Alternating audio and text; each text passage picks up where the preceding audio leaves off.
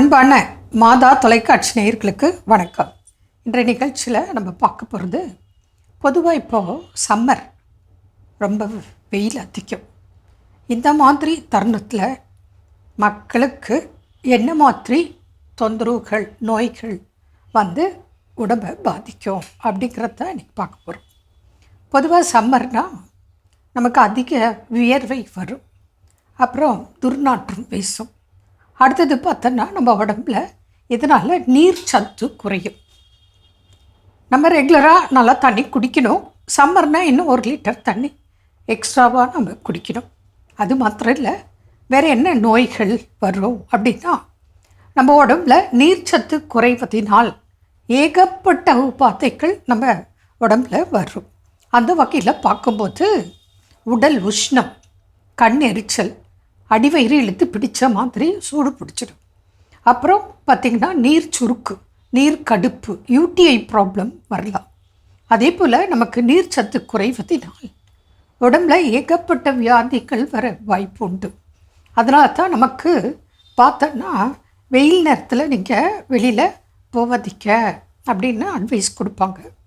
அந்த மாதிரி போகும்போது, அப்படி இல்லைன்னா சம்மரில் நமக்கு வீட்டிலே இருந்தால் கூட சில பாதிப்புகள் ஏற்படும். ஏன்னா நீர்ச்சத்து உடம்புல குறையுது. அப்போ பார்த்திங்கன்னா பிபி உள்ளவங்களுக்கு, சர்க்கரை வியாதி உள்ளவங்களுக்கு மேலும் சில பிரச்சனைகள், உபாதைகள் வர வாய்ப்பு மிக மிக அதிகம். அந்த வகையில் பார்க்கும்போது நமக்கு பக்கவாதம் வரலாம், அப்புறம் கிட்னி ப்ராப்ளம் வரலாம், சிலருக்கு ஹார்ட் ப்ராப்ளம் வரலாம். இந்த மாதிரி பல உபாதைகள். அது இல்லாமல் ஜென்ரலாக நமக்கு உடம்புல வந்து அரிப்பு, ஸ்கின் ப்ராப்ளம், ரேஷஸ், அலர்ஜி வரலாம். பாடி ஹீட்டுனால் நமக்கு முகப்பரு, வேநீர் கட்டிகள், இது போல் உபாதைகள் வரும். இந்த கோடை காலத்துக்கு முடிந்த அளவு காட்டன் ட்ரெஸ்ஸு போடுங்க. அடுத்தது 2 நேரம் குளிங்க.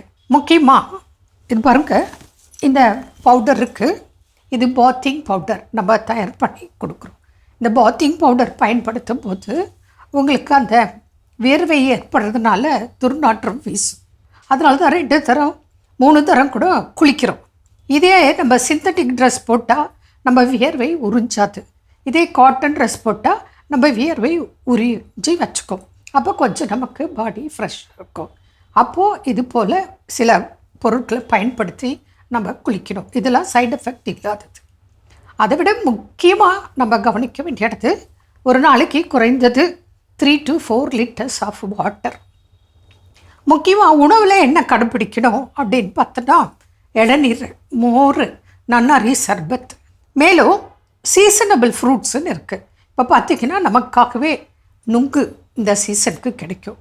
அதுக்கப்புறம் பார்த்தோன்னா வாட்டர்மிலான், மஸ்குமிலான், மற்ற பழ வகைகள், கரும்புச்சாறு, இப்படி கிடைக்கக்கூடிய பழங்களையும் பழச்சாறுகளையும் உணவில் அதிகமாக எடுத்துக்கணும். வெள்ளரிக்காய் சொல்லவே தேவையில்லை. வெள்ளரி பிஞ்சு, வெள்ளரிக்காய் நிறைய எடுத்துக்கலாம்.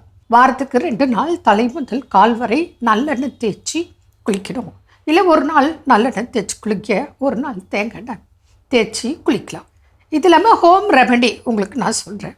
என்ன பண்ணணும் அப்படின்னா, இப்போது சோத்து கத்தாழை வீட்டில் இருந்தால் அதை எடுத்து அந்த ஜெல்லை தோல் சீவிட்டு நடுவில் கிடைக்கக்கூடிய ஜெல், அந்த ஜெல்லை 7 முறை வாஷ் பண்ணணும். அதுக்கப்புறம் அதில் மோர் போட்டு அரைச்சி நீங்கள் குடிக்கலாம். அதில் சின்ன வயசாக இருக்காங்க, எந்த ப்ராப்ளமும் இல்லை அப்படின்னா அவங்க வந்து கருப்பட்டி சேர்த்துக்கலாம். இதே டயபெட்டிக் பேஷண்ட் இல்லை ஹைப்பர் டென்ஷன் உள்ளவங்க எதுவும் போட வேண்டாம். வெறும் மோர், சொத்து கத்தாழை ஜெல் அரைச்சி குடிக்கலாம். இது போல் இந்த சம்மருக்கு வரக்கூடிய நோய்களுக்கு ஏற்றவாறு உணவுகளை நம்ம மாற்றி சாப்பிடணும். அது இல்லாமல் நம்ம சிறுதானிய உணவுகளில் இப்போ ராகி இருக்குது, கம்பு இருக்குது, சோளம் இருக்குது, இதெல்லாம் நம்ம உடம்புக்கு ரொம்ப நல்லது. அதே போல் சாமை, திணை, வரகு, குதிரைவாலி, இந்த மாதிரி சிறுதானிய உணவுகள் இருக்கு இல்லையா, அதிலெல்லாம் நீங்கள் கஞ்சி செஞ்சு மோர் போட்டு சாப்பிடலாம். இல்லை அதில் சாதம், களி, புட்டு அதெல்லாம் செஞ்சு நீங்கள் கருப்பட்டி போட்டு இந்த மாதிரி உணவுகளை நல்லா நம்ம சாப்பிட்டு வந்தோம்னா இந்த சம்மருக்கு மேக்சிமம் சில பிரச்சனைகளிலிருந்து தவிர்த்து வாழ முடியும். என்ன நேர்களே, இன்றைய நிகழ்ச்சி உங்களுக்கு பயனுள்ளதாக இருக்கும்னு நினைக்கிறேன். மீண்டும் நாளை சந்திப்போம். நன்றி. அன்னை மரியே வாழ்க.